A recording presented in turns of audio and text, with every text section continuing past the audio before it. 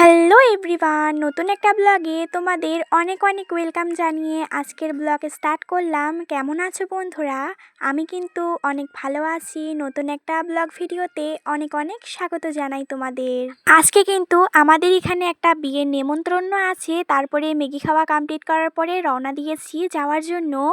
গিয়ে কিন্তু আমরা খেতে বসে পড়েছি। তো দিয়ে দিল গরম গরম সাদা ভাত, তার সঙ্গে দিয়ে দিল ডাল। তো ডাল এবং ভাত দিয়ে খেতে দারুণ লাগছিল।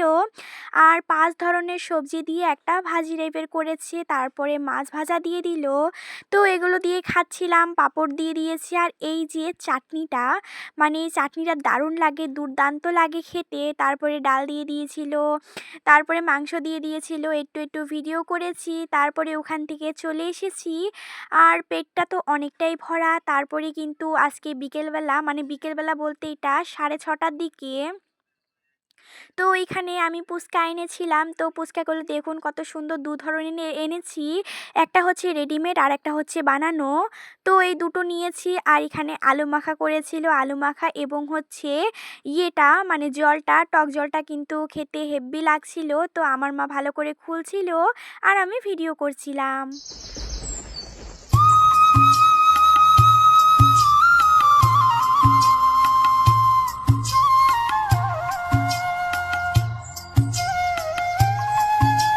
তারপরে কিন্তু রাত্রেবেলা মাছের তরকারি বানিয়েছিল, এগুলো দিয়ে খাওয়া কমপ্লিট করেছি।